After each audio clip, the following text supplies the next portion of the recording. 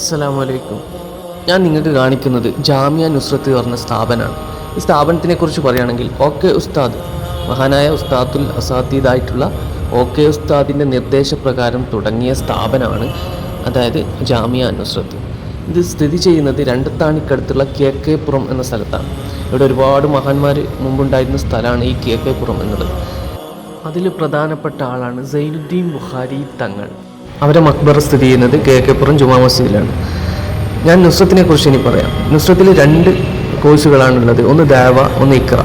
അതായത് ഹിഫ്ള് പഠിച്ച കുട്ടികൾക്കും റിസർച്ച് പഠിക്കാനുള്ള സൗകര്യവും, അതേപോലെ ഇസ്ലാമിനെക്കുറിച്ചും ഖുർആനെക്കുറിച്ചും ഖുർആൻ്റെ എല്ലാ മേഖലയിലും റിസർച്ച് നടത്തുന്നവർക്ക് അവർക്ക് കൃത്യമായ കാര്യങ്ങൾ പഠിപ്പിച്ച് നൽകുന്ന ഒരു സംവിധാനമാണ് ഇഖ്റ എന്നുള്ളത്. അതായത് ഒരുപാട് പാരായണ രീതികൾ, അതേപോലെ ഖുർആനിലെ അമാനുഷികമായിട്ടുള്ള സംഭവങ്ങൾ, ഇതൊക്കെ നമ്മൾ പഠിപ്പിക്കുന്ന ഒരു സംഭവമാണ് ഇഖ്റ എന്നുള്ളത്. അതുകൂടാതെ ദാവ അറിയാലോ എല്ലാവർക്കും. അതായത് ദർസും അതേപോലെ സ്കൂൾ വിദ്യാഭ്യാസവും ഒരുമിച്ച് നൽകിക്കൊണ്ട് സമൂഹത്തിൽ ഉന്നതിയിലേക്ക് കൈപ്പിടിച്ചുയർത്തുന്ന ഒരു സംവിധാനമാണ് ദാവ കോളേജ്. അതുമാണ് നടത്തുന്നത്. അത് ഉണ്ടാക്കിയത് തന്നെ, അതായത് ഉസ്താദുൽ അസാത്തീദായിട്ടുള്ള ഒരുപാട് ആളുകളുടെ ഉസ്താദായിട്ടുള്ള മഹാനായ ഉസ്താദിൻ്റെ നിർദ്ദേശപ്രകാരമാണ് ഈ സ്ഥാപനം നിലവിൽ വന്നിട്ടുള്ളത്.